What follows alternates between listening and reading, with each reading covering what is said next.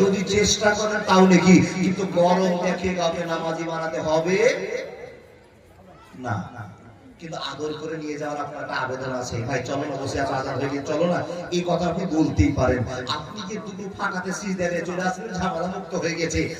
ও সারা বছর 60 বছর নামাজ পড়লেন, হিসাব করে দেখা গেল মাত্র 3.5 বছর নামাজ পড়েছেন। এই 3.5 বছর নামাজ পড়ে জান্নাত পাওয়া যাবে না, যাবে না, যাবে না। মাওলানা আজকে আপনার বক্তব্যের বিষয় কি আছে?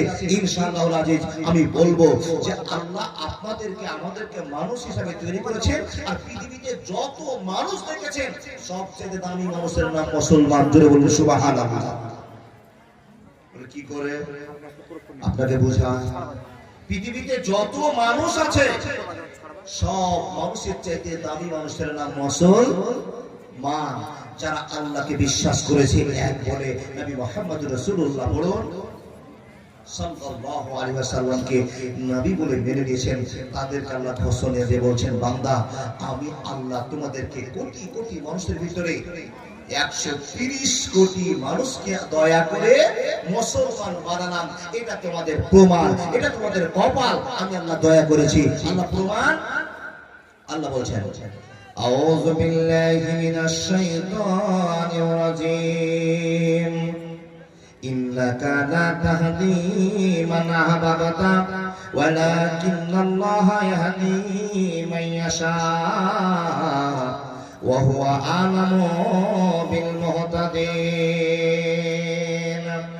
আপনাকে লক্ষ্য করে রব বলতে আরম্ভ করলেন, হে মানুষের দল, আমি আল্লাহ তোমাকে কোটি কোটি মানুষের ভিতরে গোটা পৃথিবীতে 130 কোটি মুসলমানের পদার্পণ করলাম। আমি আল্লাহ 130 কোটি মানুষকে দয়া করলাম। আমি আল্লাহ 130 কোটি মানুষকে মানুষের নেতা বানিয়ে দিলাম। হে মুসলমান, তুমি কি জানো না? তুমি কি বুঝো না? তুমি কি বুঝতেও পারো না? তোমার আল্লাহ তোমাকে বারবার পরামর্শ দিয়েছে, ইয়া আইয়ুহাল্লাযীনা আমানু, হে ঈমানদার মানুষেরা, ইয়া আইয়ুহাল্লাযীনা আমানু। এই কথাটার মানেটা কি? এখান থেকে যেটা প্রমাণ করা যাবে, হে ঈমানদার মানুষেরা, হে আল্লাহওয়ালা মানুষেরা, হে আল্লাহর বিশ্বাসী মানুষেরা, তোমরা কান খুলে শুনে নাও। প্রশ্ন করবেন মাওলানা, কি কথা কান দিয়ে শুনবো, কি কথা অন্তর দিয়ে বুঝবো? তো রব্বুল আলামিন বলছেন পরামর্শ দিয়ে 130 কোটি মানুষকে লক্ষ্য করার আল্লাহ রব্বুল আলামিন বলছেন, লা তুলহিকুম আমওয়ালুকুম ওয়ালা আওলাদুকুম আন যিকরিল্লাহ ওয়ালা আওলাদুকুম আন যিকরিল্লাহ। হে মুসলমান, তুমি কান খুলে শুনে নাও। হে বান্দা সকল, আমি তোমাদেরকে পরামর্শ দিতে আরম্ভ করলাম, আমার পরামর্শ গ্রহণ করে না।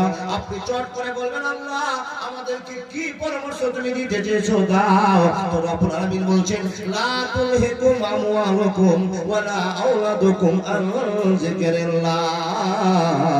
তোমাদের ছেলে মেয়েদের জন্য, টাকা পয়সা ধন সম্পদের জন্য আল্লাহর কাছ থেকে তোমরা দূরে সরে যেও না, যেও না, যেও না। আমায় গাইতে দাও, দয়াল বাধা দিও না, মনের কথা বলতে দাও, জবান বন্ধ করো না। অন্ধকারে রইল যারা, দুই কুল হারাইল তারা। অন্ধকারে রইল যারা, দুই কুল হারাইল তারা। হেদায়েতের আলো দিও, গুমরাহিতে রেখো না, আমায় গাইতে দাও, দয়াল বাধা দিও না, মনের কথা বলতে দাও, জবান বন্ধ করো না।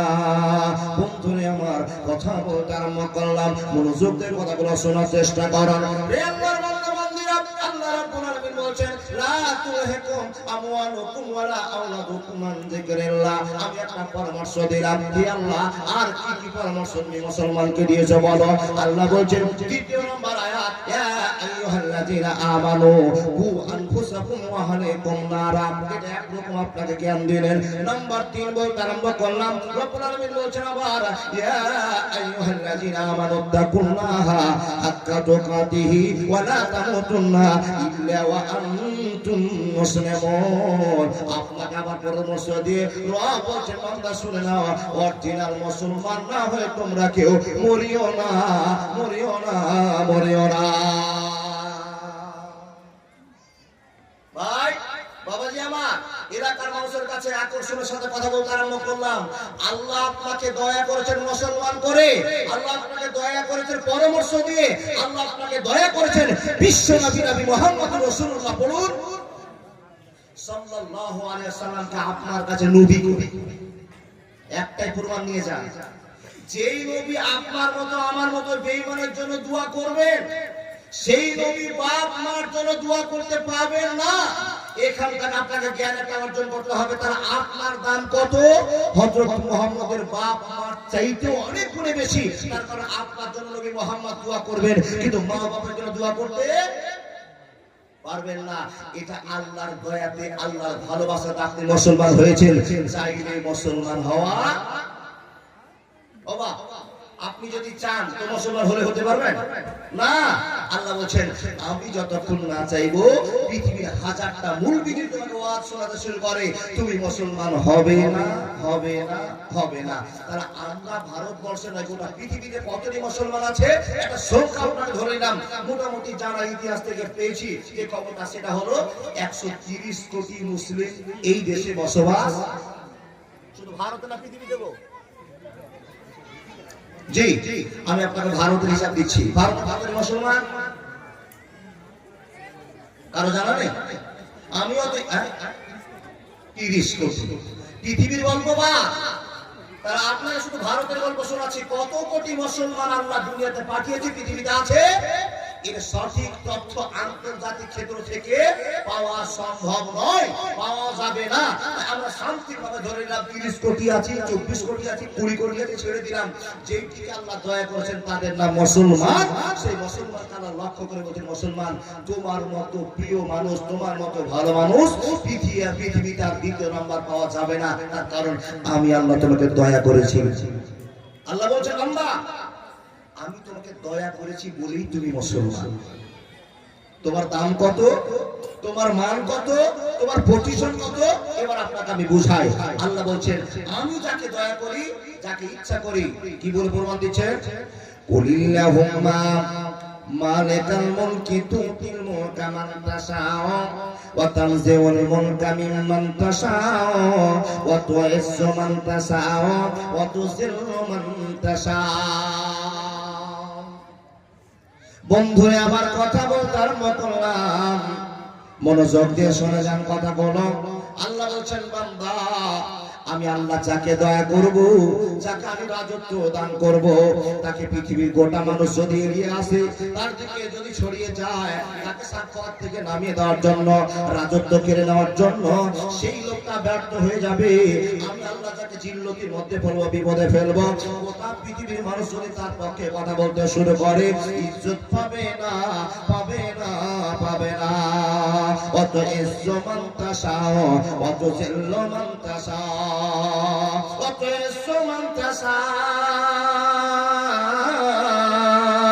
অত ইজ্জত মান তাশাউ অত জিল্ল মান তাশাউ অত ইজ্জত মান তাশাউ অত জিল্ল মান তাশাউ। একবার জোরে বলুন সুবহানাল্লাহ। আচ্ছা মুসলমান হইবা দাদা বন্ধুরা আমার, আপনাদের সম্মান বেড়েছে না কমেছে? একটু ভেবে চিন্তে বলবেন, বেড়েছে না কমেছে? কেউ চালা করে না, কথা বলে না। কোনটা বলি? বাড়লে তো দেখাতে পারছি না সম্মান কোথায় আছে, আর কমেছে বলতে বলো না কোথায় কমেছে দেখান। জি, সম্মান আল্লাহ আপনাকে দিয়েছিল, কিন্তু আপনি এখন সম্মান কমিয়ে ফেলেছেন। যেখানে যাবেন সেখানে দাড়ি টুপি দেখলে দুঃখতা হবে। কি বলে? যদি আপনি সম্মান নিতে চান তাহলে জাহারাল ফাসাদু ফিল বাররি ওয়াল বাহরি বিমা কাসাবাত আইদিন নাস, এই কথা থেকে আপনাকে ব্যাক আসতে হবে। সম্মান আল্লাহ আপনাকে দিয়েছে, কিন্তু আমরা এমন কাজ করেছি সম্মান আমাদের কাছ থেকে চলে গিয়েছে, আমরা সম্মান হারা হয়ে গেছি। একদিন আবার সম্মান ফিরে আসবে। অথচ এই মাটির ভিতরে বর্তমান সমাজে মুসলমানের সংখ্যা অনেক আছি, আমরা আল্লাহর ভালোবাসার পাত্র হয়েও আছি। কিছু কিছু ভুলের কারণে আল্লাহ আমাদের কাছ থেকে রহমত, বরকত, ভালোবাসা তুলে নিয়েছেন। তাই তো আমরা পৃথিবীর কোণে কোণে গিয়ে লাঠি খেতে আরম্ভ করেছি। লাঠি খাওয়া তখনই বলতে হবে যখন আপনার রব আল্লাহকে আপনি চিনতে পারবেন, জোরে বলুন লিল্লাহি তাকবীর। ততক্ষণ মার খেতে থাকবেন যতক্ষণ আল্লাহর বন্ধুত্ব গাঢ়ভাবে আপনার অন্তরে ঢুকবে না, ততক্ষণ মার খেতে থাকবেন। বন্ধু, এটা কারো দোষ দিয়েন না, এই সেটা করে দিল, ওই এটা করে দিল, এই ভাবিয়েন না। নিজের ভুলটাকে আপনি দেখে বের করুন। নিজের ভুলের জন্য অশান্তি চালু হয়েছে, কাউকে দোষ দিয়েন না, দিয়েন না, দিয়েন। আল্লাহ আপনাকে দাম দিয়েছে, কিন্তু দামটা আপনি টিকিয়ে রাখতে পারলেন না। আপনার দাম কত ভেবেছেন কোনদিন? মুসলমান দাদা বন্ধুরা আমার, আপনার মূল্য কত ভেবেছেন? আমরা সংখ্যালঘু, এই ভারতবর্ষের মাটিতে আমরা সংখ্যালঘু, তাই কিনা? তো সংখ্যালঘু আরো তো কিছু জাতের মানুষ আছে। আচ্ছা, ওই জাতের লোকের সঙ্গে ভেজাল হয় না কেন? যত ভেজাল মুসলমানের সঙ্গে কেন? প্রশ্ন উত্তর দিতে পারবেন? একটাই কারণে, আপনি অরিজিনাল ভাবে দুনিয়াতে চলতে চাইছেন, আর অরিজিনাল ভাবে চললে আপনার প্রতি ক্ষণে ক্ষণে বাধা আসবে, এটাই স্বাভাবিক। কিন্তু আল্লাহর বন্ধুত্ব থাকলে আপনাকে বাধা দিয়ে রুখতে পারবে না, পারবে না, পারবে না। কথা মনে রাখবেন। আপনার দাম আজকে সম্পর্কে আলোচনা শোনাচ্ছি। আল্লাহ আপনাকে দয়া করেছেন কথা। তাহলে পৃথিবীতে যত মুসলমান আছে সবাই দামি, মানলেন কিনা এক মিনিটের জন্য? পৃথিবীতে যত মুসলমান আছে সব দামি, কিন্তু এই মুসলমানগুলো দামটা হারাচ্ছে কি করে? মালদার থানাতে 50 জন আসামি আছে, 50 জনের ভিতরে 45টা মুসলমান। ধরা পড়েছে কিসের জন্য? গাঁজার জন্য। ধরা পড়েছে কিসের জন্য? গরু পাচারের জন্য। ধরা পড়েছে কিসের জন্য? বেআইনি ব্যবসা করার জন্য। ধরা পড়েছে কি জন্য? ভাইকে ভাই মার্ডার করেছে এই জন্য। ধরা পড়েছে কি জন্য? মার করেছে, ছুরি করেছে এই জন্য। ধরা পড়েছে কি জন্য? বলে একটা মেয়েকে রেপ করেছে তার জন্য। কে হিসাব করে দেখা গেল একটা থানাতে 50 জন আসামি আছে, 40 জনই মুসলমান। তাহলে সেই মুসলমান জেলে থাকবে না তো আর কে থাকবে? আপনি নিজের কেলেমের জন্য জাহালাল ফাসাদু ফিল বাররি ওয়াল বাহরে বিমা কাসাবাত আইদিন নাস, এই জন্য তার মুখ জুড়ে কথা বলা যায় না যে আমাদের মুসলমান সোসাইটি ভালো, মুসলমানরা ভালো। যদি ভালো বলতে যাই, এই 100টা কালো রেজাল্ট আপনার সামনে তৈরি হয়ে আছে বলার জন্য ভালো বলতে পারবে? ভালো বলা যাবে না। আল্লাহর বান্দা, জীবনটাকে ধন্য করুন। আল্লাহ যা আপনাকে দয়া করেছেন, এই দয়াটাকে আপনি অ্যাকসেপ্ট করুন, গ্রহণ করুন, জীবনটা পরিবর্তন হবে। মুসলমান মাওলানা, আমাদের দাম কত আপনি আলোচনা শুরু করেছেন, একটু বুঝান। সবচেয়ে বড় দাম, এই মাটিতে আল্লাহ আপনাকে দয়া করে মুসলমান বানিয়েছেন। আর নবী মুহাম্মদ রাসূলুল্লাহ বলুন সাল্লাল্লাহু আলাইহি ওয়াসাল্লামের বৈশিষ্ট্য মেনে চলা নিয়ম শিখে দিয়েছেন। আল্লাহর বান্দা শুনে রাখুন, যেই দিন মুসলমানের ঝুড়িটা আপনার কাঁধে উঠেছে, আপনি মুসলমান হয়েছেন, সেই দিন থেকে আপনাকে লক্ষ্য করতে হবে আমার কামে, আমার চলাতে, আমার বলাতে, আমার কথাতে, আমার ঘুমে, আমার ইনকামে নবী মুহাম্মদ রাসূলুল্লাহ বলুন সাল্লাল্লাহু আলাইহি ওয়াসাল্লামের ভালোবাসা থাকবেই, নবী মুহাম্মদের প্রেক্ষাপট থাকবেই। আপনার চলতে, বলতে, উঠতে, ঘুরতে, ভাত খেতে, ঘুম যেতে নবী মুহাম্মদের আদর্শ থাকলে আপনি সাকসেস মুসলমান করেছেন। কিন্তু নবী মুহাম্মদের বৈশিষ্ট্য নেই, আপনাকে সাকসেস মুসলমান বলা হবে না। তাকান, দামটা নিজে থেকে আপনি কমিয়ে দিলাম। যান, মুখ খুলে কথা বলতে পারবেন না। মুসলমানের ছেলেটা যেই ব্যবহার করে, যেই কাজ করে, হিন্দু ছেলেরা এই কাজ করে না। বলে কি করে মাওলানা? একটু বাইরে যান, একটু বাইরে গেলে দেখতে পাবেন আপনার ছেলেটা, আপনার ভাইটা, আপনার বন্ধুটা যেই কাজগুলো করছে, এটা মুসলমানের কাজ নয়, মুসলমানের কাজ নয়। কোথাও যেতে হবে না, খালি উঠে গিয়ে বাজারটাতে যান। তাহলে বুঝে নিবে যে মুসলমানের এত দাম ছিল, সেই মুসলমানের অবস্থা এত খারাপ হলো কেন। আর কাউকে খোঁজা মারতে হবে না, কোনো মুখ্যমন্ত্রী, প্রধানমন্ত্রী খোঁজা মারতে হবে না, কোনো হিন্দু, মুসলিম, জৈন, খ্রিস্টানকে খোঁজা মারতে হবে না। একটাই কথা আপনার কাছে প্রমাণ আছে, জাহালাল ফাসাদু ফিল বাররি ওয়াল বাহরি বিমা কাসাবাত আইদিন নাস। আপনার ভুলে, আমার ভুলে আমি নিজে জর্জরিত, খোঁজা দিয়ে লাভ হবে না, হবে না, হবে না। মাওলানা, আমি আন্তর্জাতিক ক্ষেত্রে বক্তব্য রাখতে পারি না, কোরআন হাদিস থেকে যা কথা জানি সেটা আপনাকে বুঝিয়ে চলে যায়। আল্লাহ যে আপনাকে দয়া করেছে, এই দয়াটা আপনি বুঝেন। আপনার মান কত, দাম কত, একবার বুঝে নেন। এই যখন আপনি সুস্থ একটা মানুষ জালসা শুনছেন, বাম দিকে, ডান দিকে, পিছন দিকে তাকিয়ে দেখছেন, তো অনেকে আপনার বন্ধু, অনেকে আপনার শত্রু, অনেকে আপনার দোস্ত, অনেকে আপনার টার্গেট করা আছে এই ছেলেটাকে কি করে আকাম করা যায়। তাহলে শত্রু আর দোস্ত দুইজনে আপনার পাশাপাশি বসে আছে। বন্ধু আপনার মান কত দেখে নেন। যেমনই এই সুন্দর মানুষটা দমটা বেরিয়ে গেল, লা ইস্তাখিরুনা সাতা ওয়া লা ইস্তাকদিমুন। মানুষের মরণ কখন আসবে পৃথিবীর কেউ জানে না, কথা ঠিক না ভুল? বন্ধুরা আমার, কখন আপনার মরণ আসবে আপনি জানেন না। হঠাৎ করে সুন্দর মানুষ, পড়শির সঙ্গে কোনদিন ঝামেলা আপনার হয়েছিল, তার সঙ্গে ঝামেলা হয়েছিল, এই মানুষের দল আপনাকে আপনার মানটা বুঝিয়ে দিয়ে আপনার দামটা বুঝিয়ে দিয়ে মনোযোগ করে শুনে যান। বন্ধুরে আমার, হঠাৎ করে মরণ এসে আপনাকে নিয়ে চলে গেল, আপনি মরে গেলেন। যখন আব্দুর রহমান নামে লোকটা মারা গেল, আব্দুর রহমান বলার পরিচয় আপনার থাকলো না, আপনাকে লাশ বলে ডাকা হবে। হে আল্লাহর বান্দা, যখন আপনি মরে গেলেন তখন আপনার সম্মান আরো বেড়ে গেল, আরো আপনার দাম বেড়ে গেল। এই মাওলানা আপনার ওয়াজ কিন্তু ঠিকঠাক বুঝতে পারছি না, আমরা মরে যাওয়ার পর কি আমাদের দাম? হ্যাঁ হ্যাঁ হ্যাঁ, আপনার দুনিয়াতে দাম, আপনার আখিরাতে দাম, আপনার কবরে দাম। মুসলমান তুমি জেনে নাও, তোমার দামের চাইতে দাম বেশি আর আল্লাহ কাউকে দেয়নি। তার কারণ আল্লাহ বলেছেন, ইন্নাকা লা তাহদি মান আহবাবতা ওয়ালাকিন্নাল্লাহা ইয়াহদি মান ইয়াশা ওয়া হুয়া আলামু বিল মুহতাদিন। বন্ধুরা আমার, কত দাম বাড়লো, কত দাম বাড়লো। আল্লাহ পরমায় এলান হলো, ও গ্রামবাসীরা, আগামী গতকাল রাত 10টার সময় আব্দুল সাত্তার মারা গিয়েছে, তার সকাল 10টায় জানাজা হবে। তোমরা যথার সময় জানাজার জন্য তৈরি হয়ে যাও।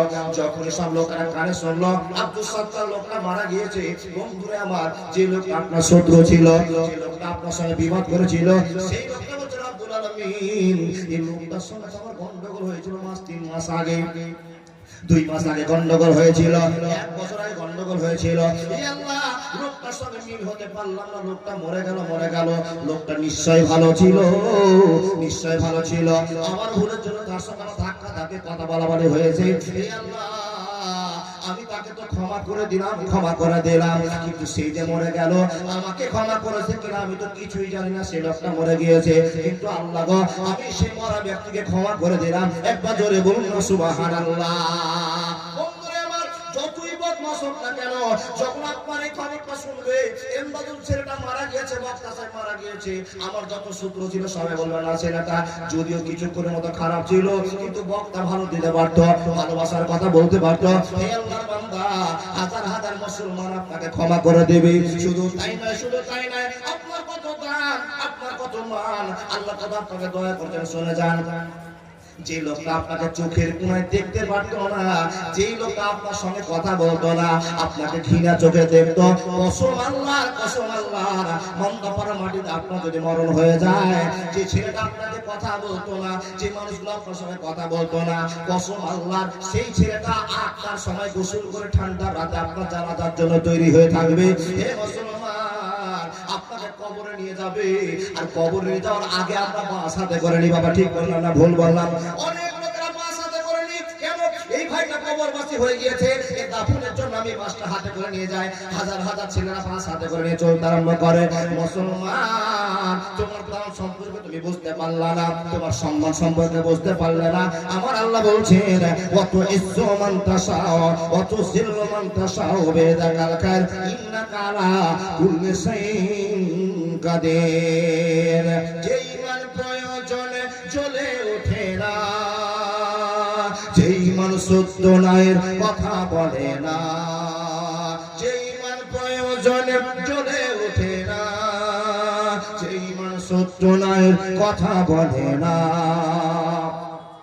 যে ঈমান বাস্তবে নাই, যে ঈমান অন্তরে নাই, মুখে শুধু ফাঁকা বলে, কি করে তারে বলো ঈমান বলি, কি করে তারে বলো ঈমান বলি। যে ঈমান অন্তরে নাই, যে ঈমান বাস্তবে নাই, মুখে শুধু ফাঁকা বলি, কি করে তারে বলো ঈমান বলি, কি করে তারে বলো ঈমান বলি। একবার জোরে বলুন লিল্লাহি তাকবীর। ভাই বাবারা, আমার কথাগুলো বোঝা যাচ্ছে তো? জি, ওই ঝোঁকে পড়ি আর নয় বাংলাদেশের মতো। আর বলবো না, বুঝেও হ্যাঁ, না বুঝে হও। এই বাংলাদেশের মানুষরা এত আশিকের আসল হলো কি করে গো বাপ? নবীর কথা শুনলে স্টেজে উঠে গিয়ে সাইল গেহে একবার বাঁচতে চলতে পালকিতে উঠবে বাপ। এই মোহাম্মদ আমাদের আছে নাকি? জি না, ওই মহব্বতের দরকার নাই, যতটুকু প্রয়োজন ততটুকু দেখেন। আল্লাহ আপনাকে দয়া করেছেন, এই ভালোবাসাটা টিকাতে পারলে আপনার জীবন ধন্য।